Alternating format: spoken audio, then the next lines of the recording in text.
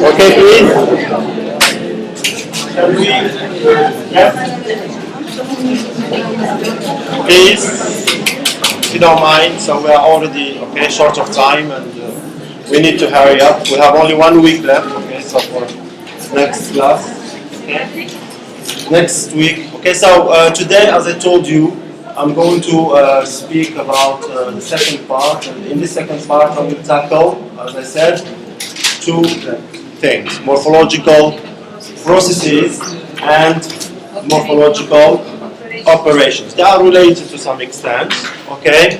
Usually in the literature, if you go for the literature and you read about this, you can find that they are that the morphologists or linguists don't agree, okay, many times, but they are related, okay? And we are going to see what each one of them means, right? So, morphological processes versus morphological operations.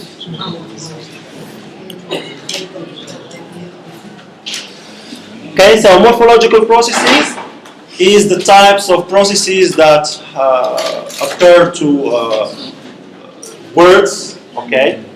And the morphological operations, it is the exact changes, okay? That's why I personally view the 2 of them.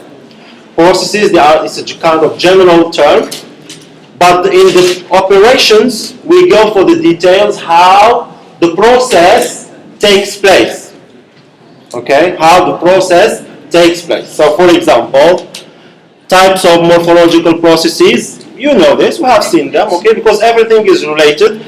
We have spoken about inflection, you remember inflection, okay, when you add the past tense ed or when you add the plural or whatever, okay, and then you have word formation. Word formation was last class, in the very end, the last slide, it was called word coinage. It's the same thing, okay? Word coinage or word formation, they are related, because in word coinage, you do word formation, okay? Forming or creating new words, okay? So inflection and word formation. So these are the process, okay? It's the process, okay? We call them inflection, and then we call them word formation. Then morphological operations, they describe how each one of these takes place. How do we do inflection? Via some morphological operations that we're going to see after this. Morphological operations. It's what takes place concretely. What are the changes? Do you have a deletion of a vowel? Do you have the insertion of a suffix or what? So it's the operation. The process, and then you have the operation which describes what happens in order for a morphological process to take place. So we have spoken last time, if you remember, about affixation in general. It was the slide or the headline before the last one. Last one was word coinage, but before this we spoke about affixation. Today again we're going to see this. We're going to see this in detail, okay? Bit of detail, the amount of time we have. So affixation, we can have like adding a suffix, we can have adding like a prefix, adding an infix, and so on and so forth. So these are the operations for word formation that you can see here. You have word formation. Now, for word formation, you have to do some operations. Okay? So these operations are, for example, affixation, the different types of affixation. And then you have vowel change. You can have a vowel change, for example. Okay? We're going to see a concrete instance of this. And then suppletion. These are operations for carrying out a morphological processes. It can be word formation, it can be inflection. Right? So this is what we're going to speak about today. Morphological processes, and we're going to talk about the details for morphological process in the first slides. And then we're going to move and speak in detail about the operations for a morphological process to take place. What do we do? What do we do concretely? Okay, exactly. Okay, so this is just a kind of introduction, beginning. Now, morphological processes define different ways of building words. You build words. You can build words via inflection or via word formation. So you build words. So morphological processes define different ways of building words. You build words, okay? So you can build words via inflection. You can build words via word formation. So this is a process. But how do you build a word via inflection? How do you to build a word via word formation? That's when we're going to move to morphological operations. Operations, you understand? You have a process, and then the operations, the concrete steps, the concrete changes. What do you do exactly? Do you change a vowel? Do you delete a vowel? What do you do exactly for, yes, doing a morphological process? Okay? So, morphological processes define different ways of building words. You have here examples again, so this is just a repetition of before. So you can have inflection and then word formation. Word formation, you can have two subcategories, which are derivation and compounding. So this is something like general, right? When you say derivation. It's general, it's a process. But then, how do you execute? You understand the term? How do you how do you execute derivation? How do you or what do you do in order to execute compounding? Okay? So that's when we're going to speak about the concrete steps, morphological operations. Okay? Morphological operations. Since we are in the football competition, I'm going to use a metaphor. Maybe, hopefully, it will help to understand more. Now, the football, you know, the teams have some plans, right? I'm not an expert. Excuse me if I make a mistake, but I have some bit of general knowledge. Now, usually you speak about a football team, and then the coach of this football team or the players or whatever, they say that we're going to use something like 4, 3, whatever. Okay? This is strategy. Okay? Either they are going to focus on shooting goals or so on, or they are going to focus on defending, or they are going to focus on the middle, keeping the middle safe. Now, this is a general plan. Alright? Now, how are you going to do that? So we have the morphological operations. You are going to take like Basir and then you put him in the front. You are going to take something like, I don't know what, Shema, Haji, and then you put them in the front. And then you are going to take like Nibit, right? And then you are going to put him in the back. Okay? Do you know? Do you feel it? Do you get it? So that's what we mean by morphological processes, like the general plans, and then the operations. Okay? And that's what we're going to see in relation to morphology. So here you have a recap of what we mean, the types of morphological processes again. You have inflection, word formation, derivation, and it looks like the 4-4, something like that. It looks something similar, right? Yeah, I'm just kidding. So it was just coincidence like this. And then you have derivation, and then you have compounding. Yes. It's okay? Now we're going to see the detail, okay, what we mean by these ones, okay? Now let's start with inflection. Now, inflection, we have already seen that, okay? Inflection. Sometimes when you are reading books related to describing or talking about morphology, you have something written like this, okay? Some people or some linguists or some experts, they used to use X instead of CT. So it's the same thing.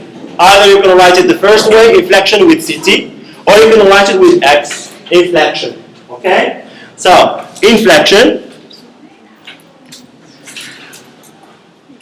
Inflection, there are two types of inflections we can have. Either what we call declension or conjugation. It is something, inflection, it can be something related to what we call as declension or something related to what we call as conjugation. Now when you say conjugation, what is the main grammatical category you are talking about? Verbs. So that's why you have their verbs, okay? Declension, it's something related to other grammatical categories, word classes, like noun, adjectives, determiners. For example, for nouns, you can have inflection for the plural, right? That's an inflection related to what we call as declension. It takes place within a noun. But when you take S, the other one, third person singular, he or she, that's an inflection which is related to conjugation because it attaches to the verb, right? So these are the two types of inflections you can have, okay, in in all languages. So in English, of course, you have the same thing. So inflection. Examples. Walk. Walk. Now, let me tell, so walk, so you have walk, and now you remember the formalities we have used, the boundary between the morphemes, so you have, and here there is one little change.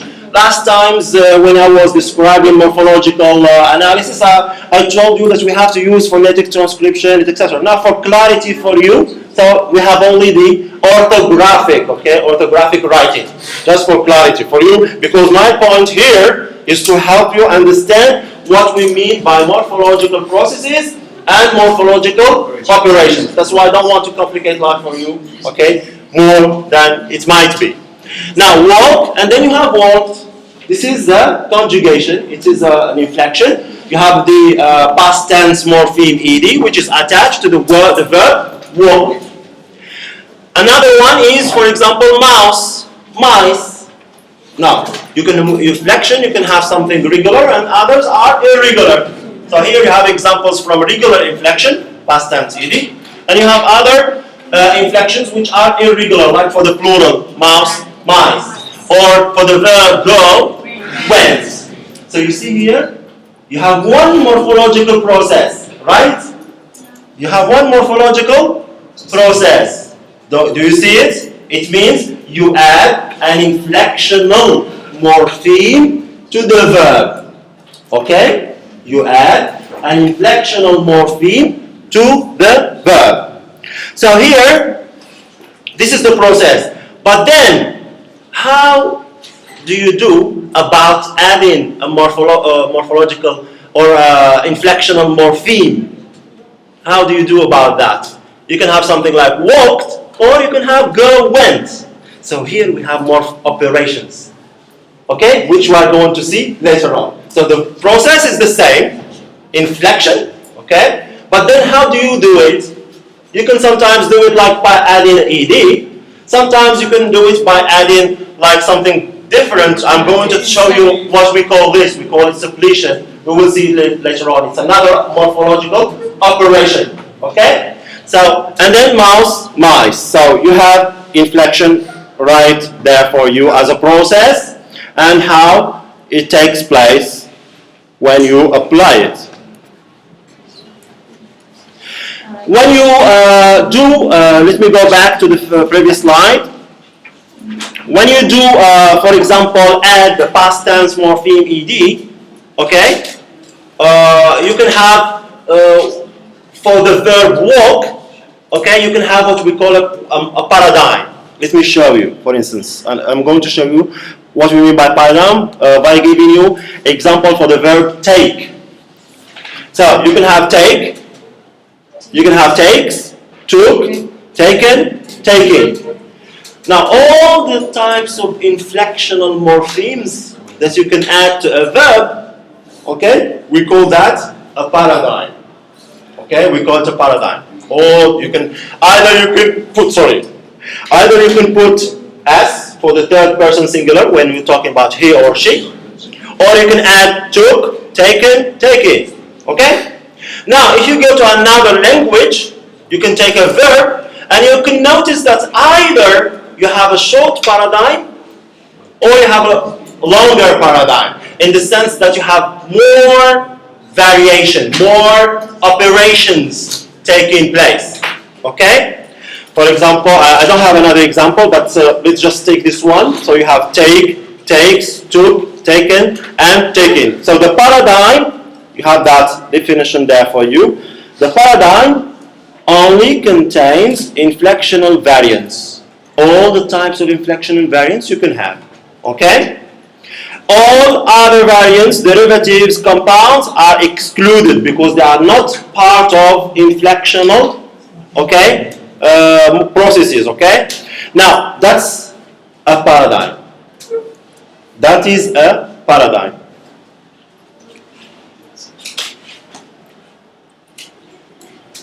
And why it is here, I want you to compare this with French, for example. Now, can you give me the conjugation for a verb or the types of, so j'aime, j'aimerais, j'aurais aimé, okay? You have more. I'm not, because I'm such a hurry now, not examples don't come to my mind, but if you go on, you can see that the verb aimer can have more inflectional morphemes, because in French you have different types of tenses and so on. So therefore, you have different types and more types of inflectional morphemes. So therefore, the paradigm there can be richer, okay? Can be richer, okay? By opposition to the verb take. So that's a paradigm. Paradigm simply means all the types of inflectional morphemes that you can add to a word. Okay? In this case, you have take. Good.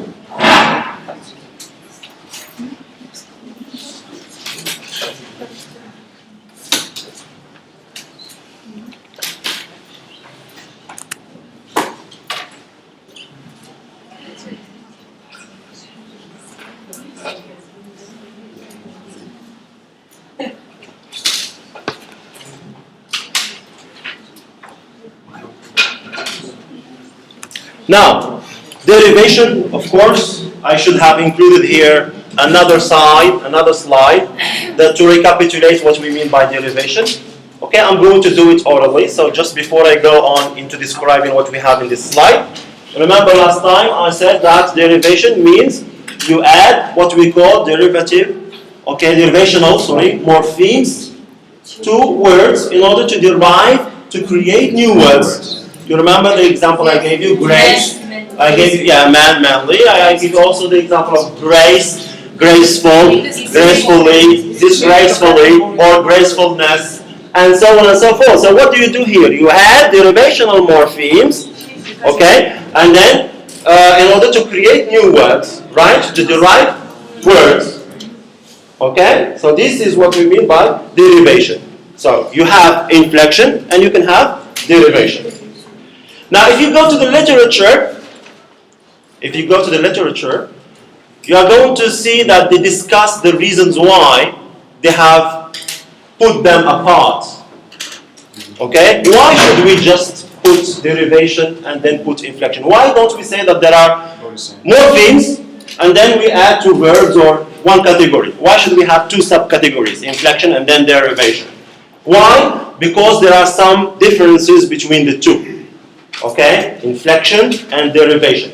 And these differences are referred to here as criteria. Criteria for differentiating between inflection and derivation. You have 4 criteria: productivity, word class, stress pattern, and meaning. Right? So we're going to see what we mean by each one, okay, and then give examples for each one of them. Let's take the past tense ed again. Okay, so this is a past tense ed. It is an inflectional morpheme that we add to verbs. Okay. Then for derivation, let's take the example of eyes. For example, standard, a noun, standard English, whatever, and then you have standardized. Standardized. So it is derivational morpheme. Now, when you go and describe the language and take more words, take more vocabulary items from English, you are going to notice that the inflectional morpheme, ed, is more productive than the derivational morpheme, dies. Okay, eyes. Okay, you don't have many words. In other words, you don't have many words to which you can attach the morpheme or derivation morpheme eyes. Standardize. Okay, you can't say globalize, globalize. But if you go again, you don't have many. But for the inflectional morpheme, many words, many verbs exactly that we have in English, to which we add the past tense ed. Okay? You have walk, walked, want, wanted, many verbs. Okay? That's why you have the list of regular verbs is longer than the list of irregular verbs. Regular verbs means adding ed. Irregular verbs, you have something else. Go, went.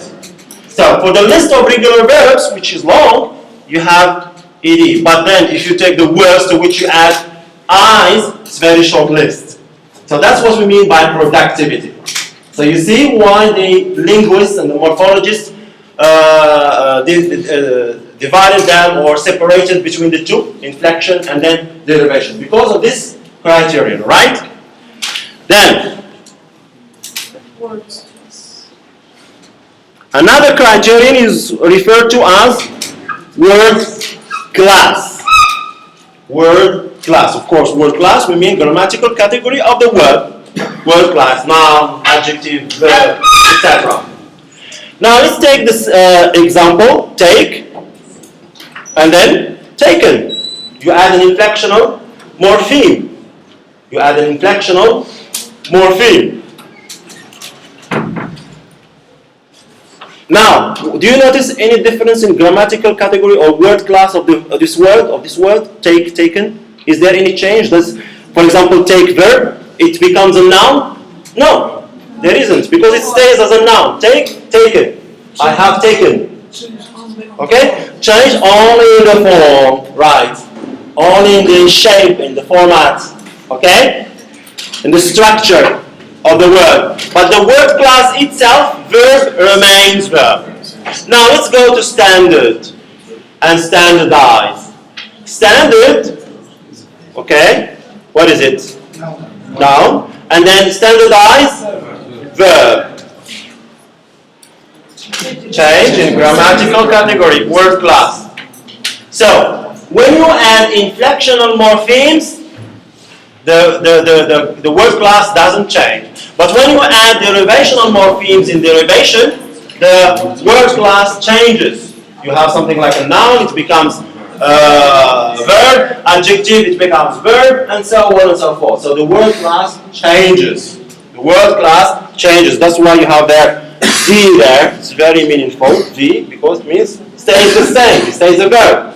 But then for the other one, noun, it becomes verb. Do you understand those short words there? You have N, and then you have V there.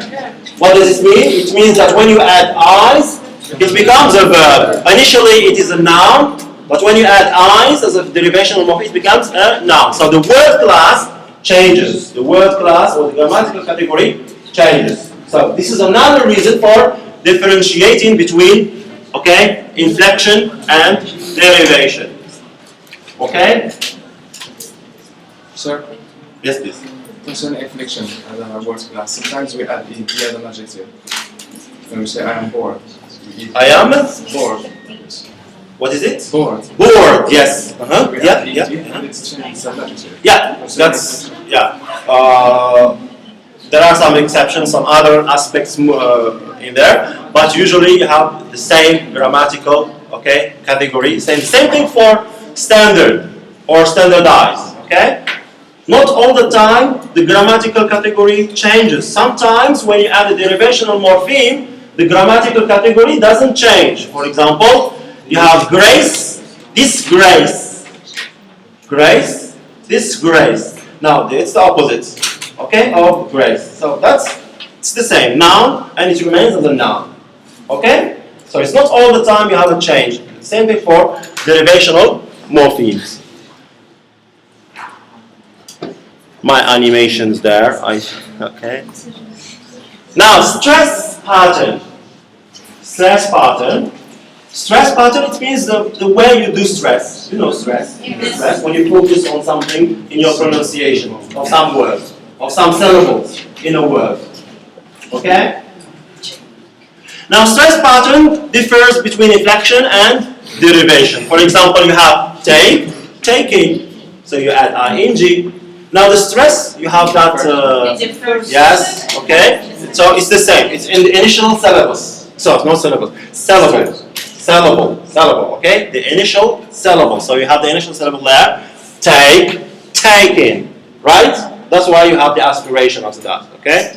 Now, if you move on to standard and standardize, there is a difference, okay? Standardization, okay? Standardize, and then you have standardization. The stress changes from the initial syllable to the middle, okay? Standardization, okay? So this is what we mean by difference in stress pattern. So when you add inflectional morphemes, no change in stress pattern. Take, taking. But when you add derivational morphemes and you are doing derivation, you create new words via adding new derivational morphemes, the stress pattern changes. Okay? This is for stress pattern. It's like in the program now, the research the first data. Yeah. Meaning. Okay? Meaning. If you take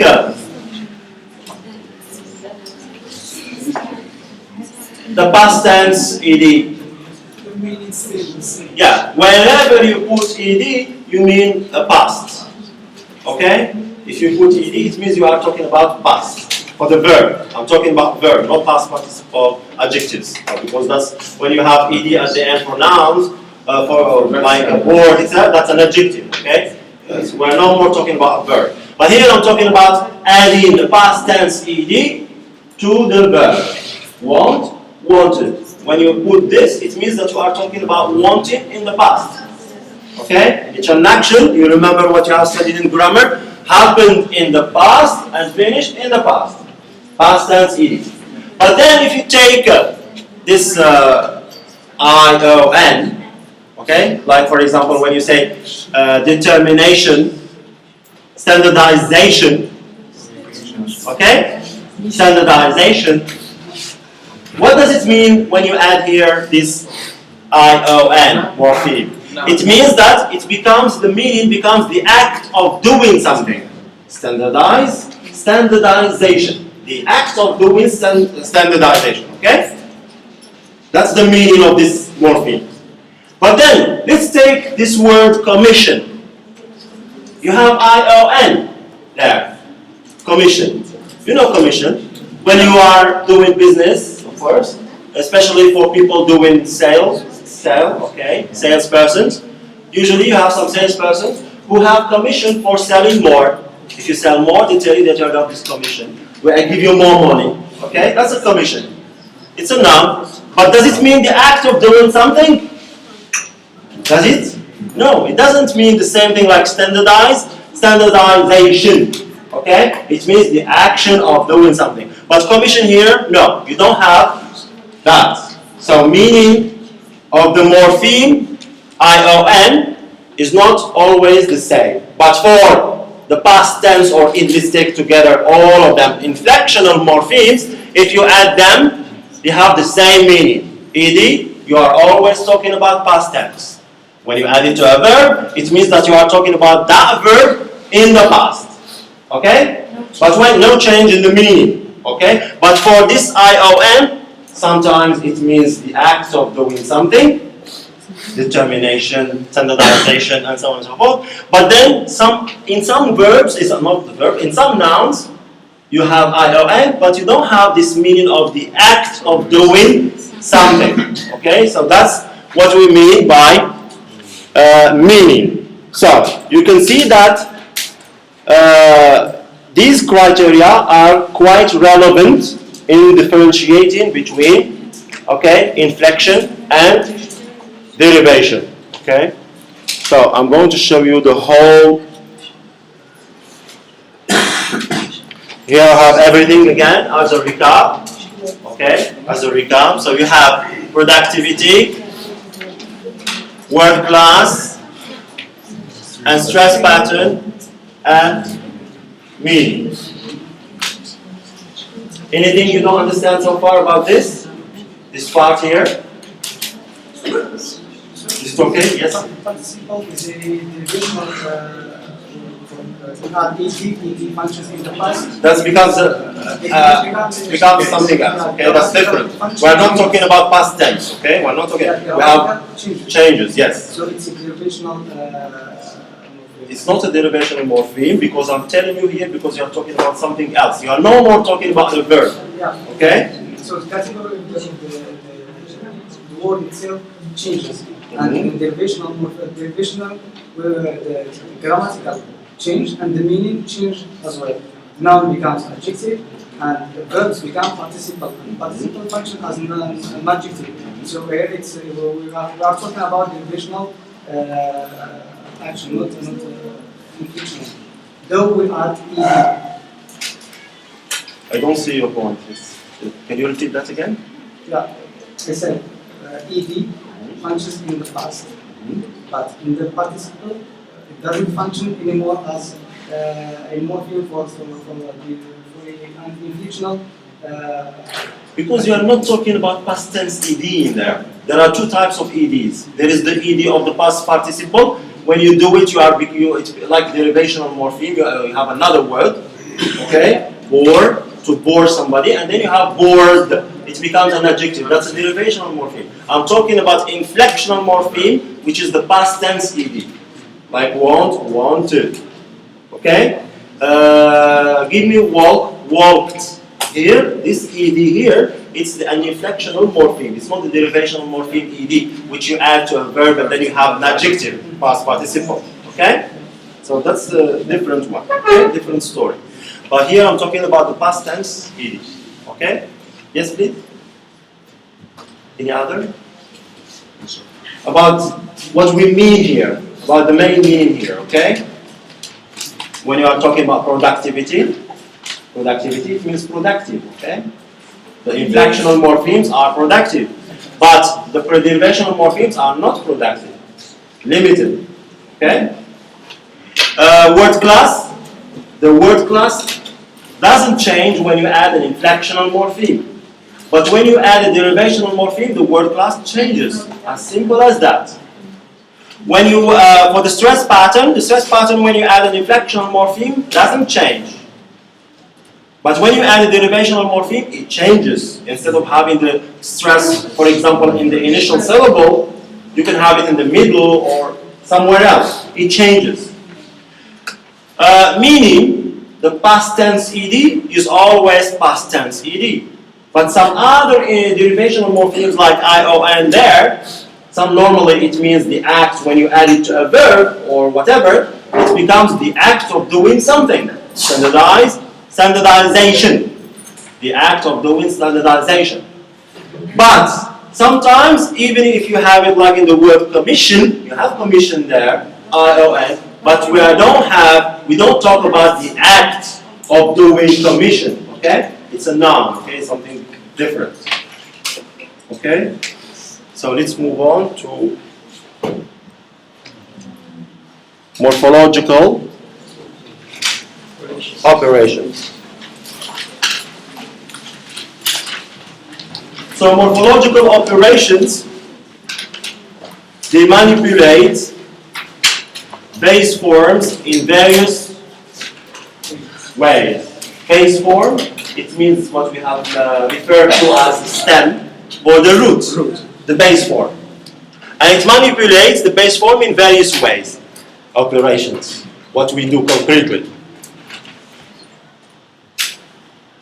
How words can be modified, either, for example, by adding new material or by changing existing material. So I told you, it's the concrete steps that we take, that we follow in order to carry out what we have been talking about so far, the morphological processes. Okay? For example, you have the inflection for the past tense. Okay? Inflection. That's the morphological process. But some verbs, how do you do inflection? By adding past tense ed, regular verbs. Sometimes you have something different, suppletion, we call it suppletion. go, went. So you see here the operations? The morphological process is the same, but the operations, they are different. The same thing for the plural. Normally the plural S, that's the regular rule. Okay, that's an inflection. Morphological process, inflection for plural S. But then how do you do that? Some words, some nouns, you just put S. Some others, you have a change. You remember last time I spoke about child, children, ox, oxen, sheep, for example, no change at all. Okay? So here we have different operations for carrying out, realizing inflectional morpheme, okay, for plural, okay, for nouns. So, they manipulate base forms in various ways, morphological operations, different ways, or how can, another way of saying the same thing, how words can be modified, either, for example, by adding new material. Sometimes we add new material, sometimes we change existing material. Go, went. Go, went. Changing existing material. Okay? Mouse, mice. Cat, cats. We add. But mouse, mice, we change. So operations. Okay? In morphological operations, we have two types of operations. I already referred to them last time. I spoke about what is called concatenative operations and non-concatenative operations. Okay? So concatenative operations, it's what we have spoken about last time again as affixation. You remember affixation? That's an example of concatenative operations. You add, okay, you add morphemes to the base form. You add morphemes to the root. You add morphemes to the stem. Different types of morphemes, depending on what you want to do, what process you want to carry out. Now, affixation, we have suffixation as one example. One type, not example, one type of affixation is called suffixation. It means you add a suffix at the end, you add a morpheme at the end of a word. Example, kind, kindly. Walk, walks. You had this last time. Prefixation. What do you do here? We add a morpheme or a prefix at the beginning of the word. Misleads. You have the verb to lead. And then you add a prefix and it becomes the opposite. Misleads. Understand? Misunderstand. Grace. Disgrace. Okay? Prefixation. So you see the operations that we can add? Okay?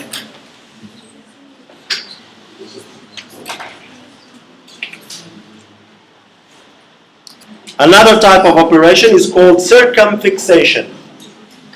Okay? What does this mean? This is a different language. It's a German, this one.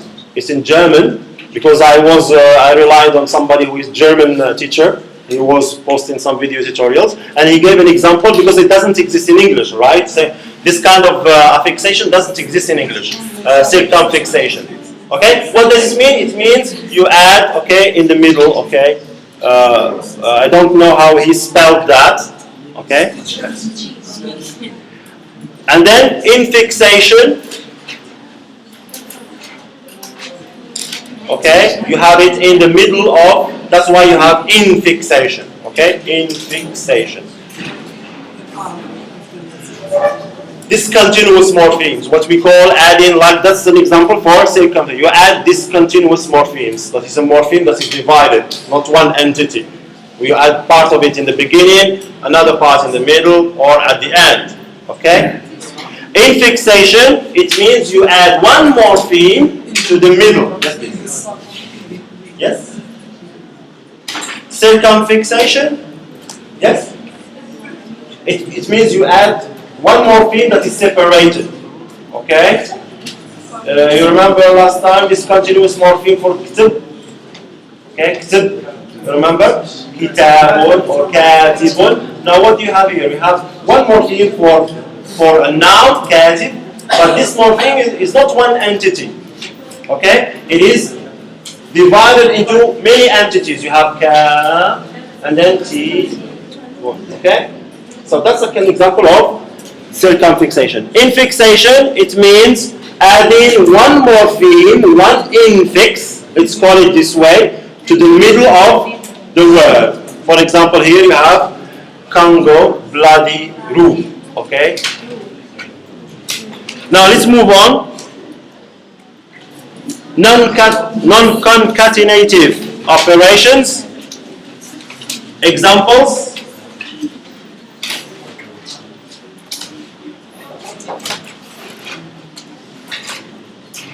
Vocalic changes.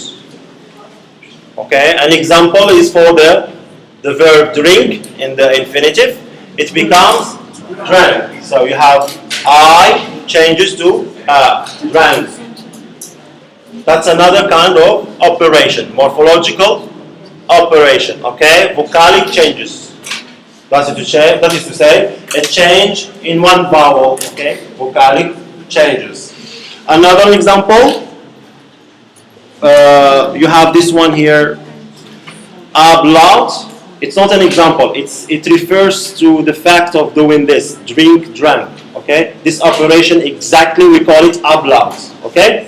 Just to explain to you what we mean by this word here. Ablaut, it means the fact of changing this vowel here, this operation here that you have here, we refer to it as ablaut. I don't want to complicate things for you further. So, tonal changes. Tonal changes. You have there the word tone, tonal, coming from the word tone, the tone. When you are speaking, your tone changes, right? It can rise in, it can be low. Okay? So, that's what we mean by the tone. So, tonal changes, they don't exist in English, but they do exist in Chinese, okay? For example, here you see there you have mother, ham. It's a kind of herb, you know, herbal products, herb, horse, and curse. Okay? Now the pronunciation of this, the Chinese, you have the same thing, ma ma ma ma. Okay? But then, how do they differentiate between these words? It's in the tone. You look at the dash, and then rising, and then going down, or so that's different types of tones. Okay? Is it okay? Tone. I can't do that for you. I'm sorry, because I don't know. But I explained to you what is meant. Okay? What is meant? Sometimes you can have a rising intonation, sometimes the tone is stable. Like in here, the tone is stable, right? This way. But there it is rising, ma, okay? Something like that. Okay? So tonal changes. So via applying, please if you don't mind, via applying different types of tones when you are speaking to a word, you mean different things. So when you do this tone here, you mean mother. And when you do this tone here, you mean ham. That tone over there, you mean horse. And the last one over there, you mean curse. Okay? So tonal changes. So you see morphological operations. You can have different types of morphological operations. Last example, stress change. In English we have it. We have this in English. So contrast, when you have the stress in the first syllable, it's a noun. And when you have the last syllable, contrast, you mean a verb. To contrast between this one and the other. Contrast, it is a noun. Present day English. Okay? That's another morphological operation. At the level of stress. You can have morphological operations at different levels, right? Okay? Different ways and different levels. Okay, I have to feed my computer.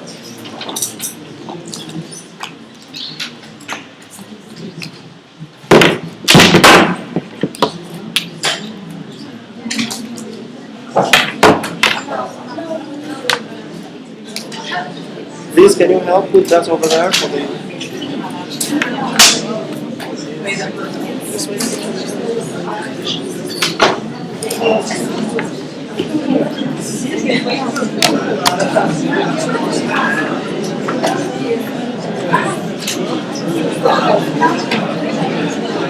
Okay. Please, if you don't mind, I'm going to put this on YouTube. Okay? So be careful what people are going to tell about you. Okay? Students at Ibn University. So morphological operations. We continue, please, if you don't mind. Time also is okay. It's a kind of recap again. So we have seen concatenative operations, past tense ed. We have seen non-concatenative operations. Okay. Example: take, took. Other types of operations that I have mentioned, and I told you I'm going to stop at them. What we call as suppletion and duplication. Suppletion. An example of a suppletion is go, went. Okay, that we refer to it. This kind of morphological operation is called suppletion. The other one is called duplication. Doesn't exist. Yeah, it can exist. It exists in English. You have something like when you say 50-50. Duplication. Okay, but it exists more in Indonesian. Okay, they have the plural for book. If they want to make the plural for book, okay, they double the word. Instead of saying what you have there, they say it twice. Okay. Another example of morphological operation is referred to or called recombination. Recombination. Example: you have smoke and then fog. They become one word. Now in English we have this word, smoke. What does it mean? It means smoke plus fog. Recombination. And I'm going to give you more examples of this in the following slides. Recombination, right? Another one, another morphological operation, abbreviation. You remember last class? In the very end, the very last slide, I already put that for you there. Different types of morphological or word coinage. Okay, for word coinage. So here you have them again. Abbreviations. Okay? And I'm going to show you more examples for abbreviation. Okay? As a morphological operation. So we have recombination, abbreviation, and finally shortening. Shortening. You can understand from the meaning. Shortening. To make short. To make something short. A word, you make it shorter. Okay? Lab, for laboratory, of course. So you have normally the word is laboratory and then it becomes lab. Okay? Yeah, etc. I'm going to stop at that. So recombination. Okay? Other examples of recombinations. Here you have more. So you have smoke, smoke, fog, and then it becomes smoke. A mixture of the two. Branch, it means breakfast plus lunch. It becomes branch. Okay. Spanglish. Okay. Because nowadays, you know, the same thing happens to us Moroccans. We have French and Arabic. It's a mixture of, it's not one language there. So the same thing for the Egyptians, for example. The Egyptians, they speak, okay, English and English in their language, and so on and so on. And other people have this phenomenon, mixture of Spanish with English, and then they refer to it as Spanglish. Spanglish. So these are also morphological operations, and they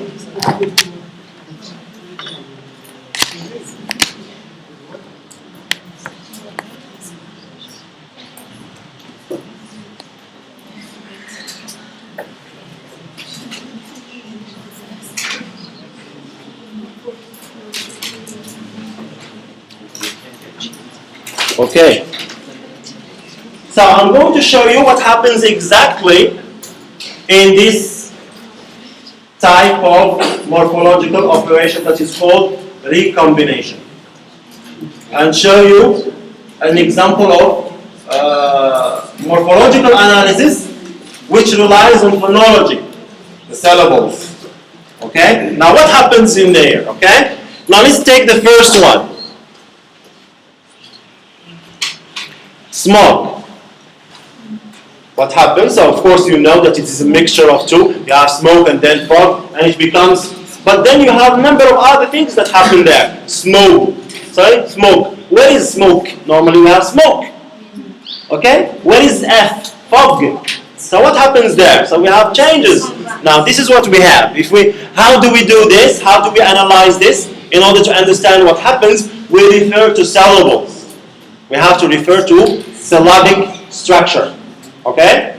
Now, this is what we have exactly in terms of syllabic structure. Okay?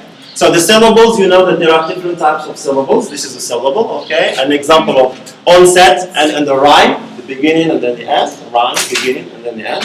Onset, rhyme. And you can have something like peak and coda. This is kind of terminology used. It's part of phonology, by the way. You see that we haven't gone that far. Phonology, I just gave you the basic things. Phoneme, allophones, etc. But then, if you go further into this, you have this, okay, right? Okay, syllabic structure, and you have this kind of terminology. But then, why I'm using this just to help you understand what happens, okay? So you have, this is the syllabic structure for smoke, and then this is the syllabic structure for fog, okay? And then, what happens? This is the result, smoke. So you have this, smoke, we have the onset, we keep it. The onset of the first word, that is smoke, we keep it. And then, we forget about this rhyme here. We move to the other word, and then we take the peak, and then the coda of the rhyme, of the second word, fog. So that's what happens exactly, okay? For this word, for this type of example, okay? So, let's take another example and show you again what happens in it. Recombination, and then for breakfast and lunch. So you have brunch. Now this is breakfast. If you go into the syllabic structure of the words breakfast, this is how you analyze it. This is how you describe it. Okay? So you have breakfast, so that's the onset, etc. Okay? That's the second syllable. That's another syllable. When you have their syllable, you have like this. Okay? That's a syllable. Okay? And then each syllable contains onset and rhyme. And then the rhyme can contain peak and coda, etc. So that's breakfast. And we add to it lunch. That's the syllabic structure for lunch. Okay? Don't bother yourself too much about this. I just want to show you what happens for having recombination. Because in the exam, I will not ask you to do this, okay? This is an advanced level, okay? But I will ask you about phonemes and allophones and what we have seen, okay? Now, when you have this plus this, what do we do here? We take only the onset of the first syllabus and the first word, which is br, and then branch. Another example again. So this is the result, okay? Another example, Spanglish. So we have Spanish and English. This is Spanish. Spanish. And then this is English.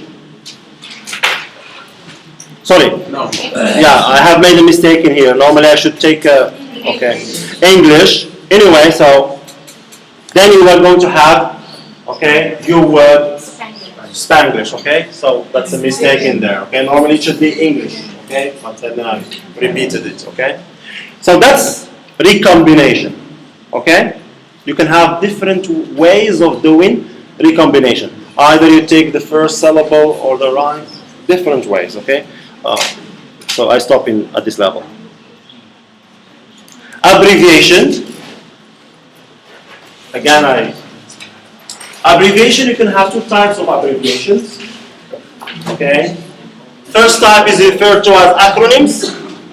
The second type is referred to as initialisms. Acronyms, examples from here, you have radio detection and ranging. Radio detection and ranging, this is one expression that refers to something.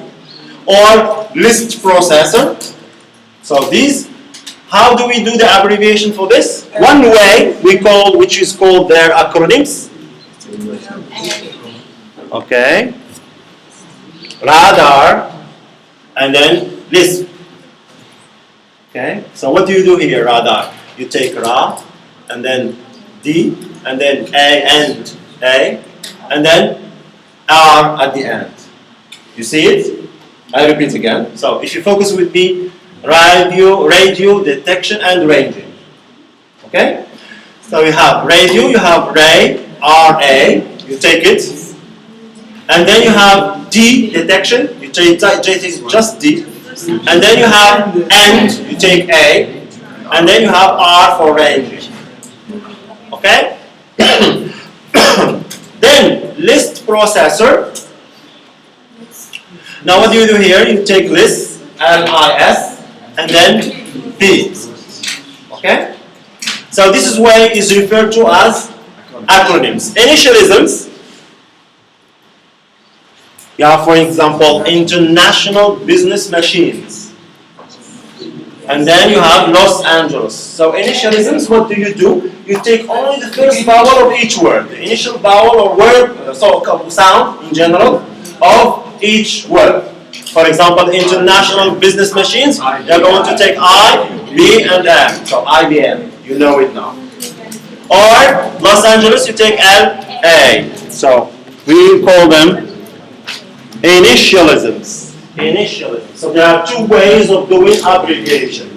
Either acronyms, what is referred to as acronyms, or initialisms.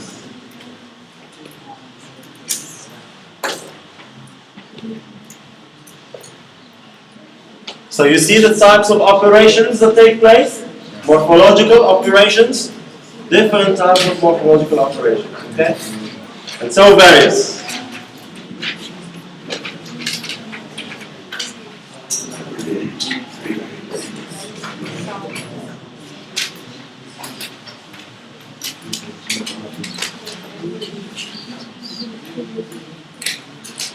Okay? Yes, please.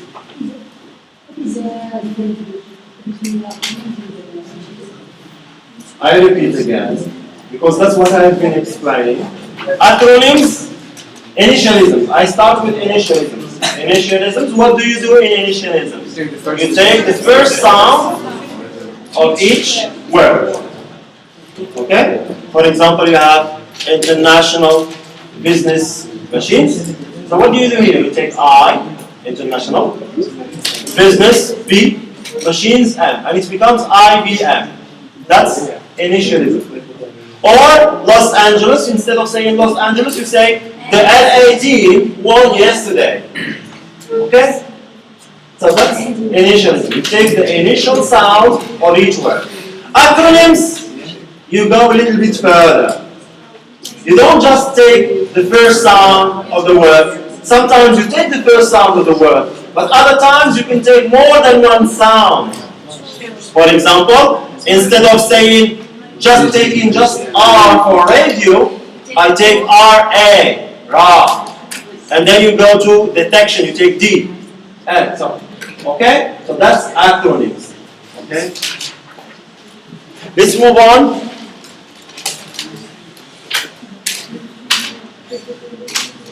Shortening. Okay? Shortening. There are again two types of shortening. First one is clipping, and second one is truncation. Okay? Truncation. Okay? Now, example for the first one.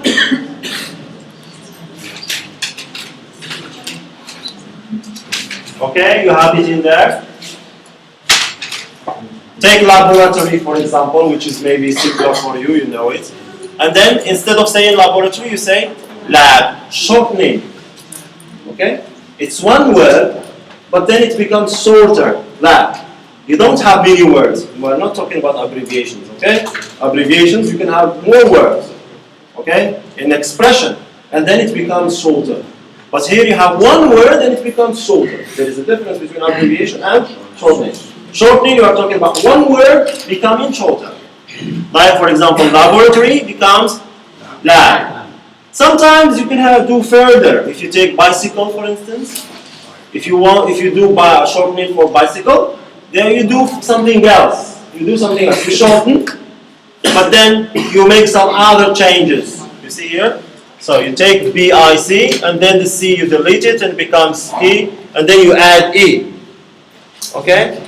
So that's clipping. Example for truncation.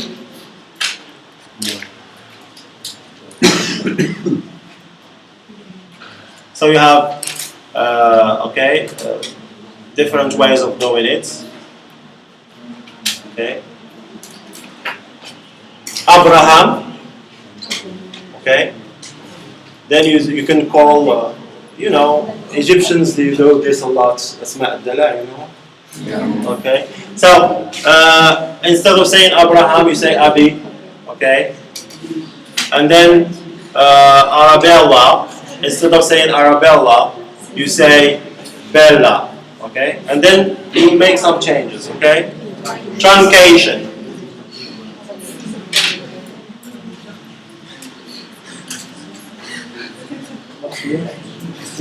Okay.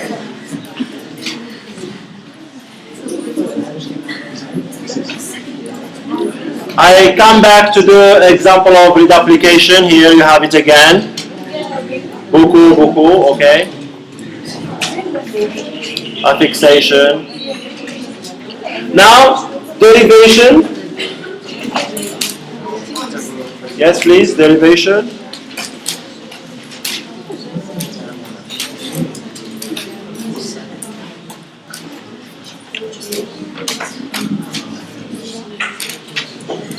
So what do you do in derivation?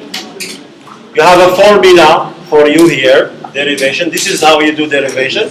You have the base form, then you add a derivational morpheme. Okay? You have the base form, you add to it a derivational morpheme. For example, act, active, man, manly, okay, grace, graceful, okay, you can have it at the beginning or at the end, depending on what you have, okay. Sometimes, when you add a morpheme, derivational morpheme, you can apply some further changes. For example, destroy, and then you want to make the noun, distraction, so you delete Y, Y there, and then you have U instead of it, distraction. You don't say destroyction. No, it doesn't work. So you say distraction. So when you add, sometimes when you add derivational morpheme, you have to apply some further changes. Right? Like for destroy, distraction. Pronunciation. Yes, exactly. So you have there the changes. So this is derivation. Compounding.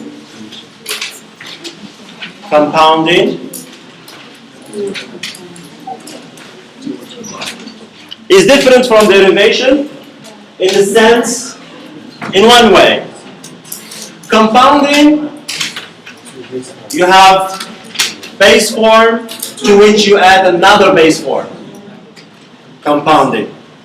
Compounding, you have one base form, and then you can add to it one more base form, or maybe two more base forms, depending on the word.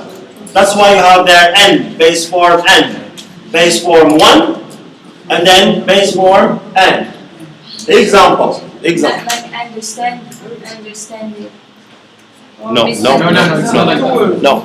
Classroom. You remember last time we spoke about classroom? You have class, it's one word, and then you add to it another. I'm going to use the terminology I used last time. Free morphemes. You remember we spoke about free morphemes? So free morphemes, it's a morpheme that can stand alone. Now classroom, I use the word example, classroom. So classroom, you have two free morphemes here. So when you are talking about compounding, you are talking about free morphemes that you put together. Maybe you can have only two, sometimes three. Okay, so classroom is an example. Class, one base form, free morpheme, to which you add another base form, free morpheme. Room, classroom. Another example here is bathroom. Another example, let me finish. Bathroom, and then you add to it another word, bathroom towel. You have here three. Bathroom and towel. You can have more.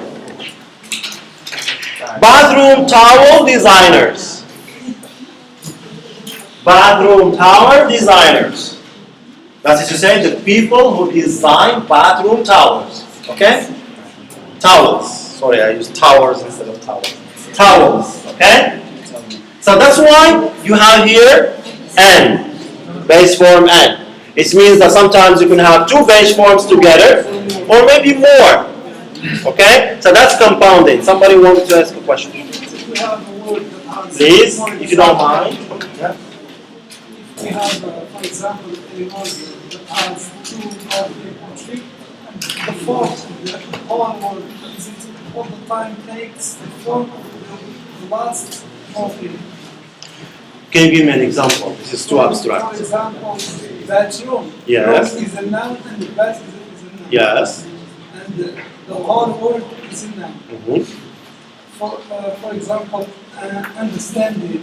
Understanding is not compounding. Understand or overtake or over. That's not compounding. Okay? That's not compounding. It's a little bit different from compounding. Okay? Okay? Understand, understanding.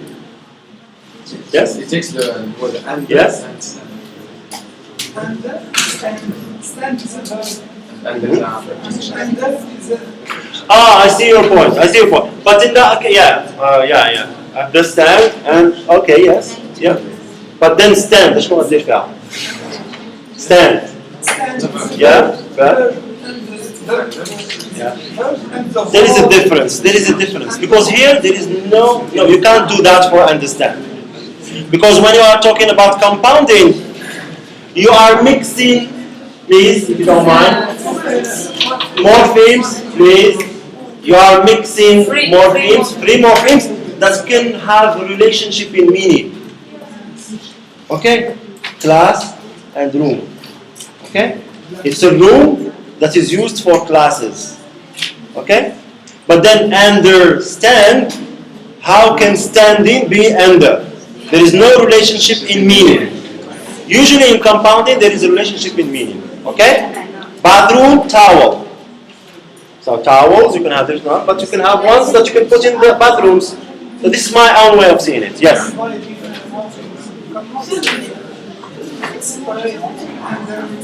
Yes, you can separate. You can separate. Under and stand. Yes?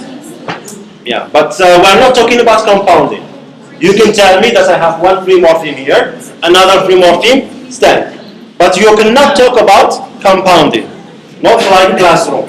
You classroom, you can tell me that class is free morpheme, room is free morpheme, but here we have an example of compounding. Okay? Please. Okay? Thank you.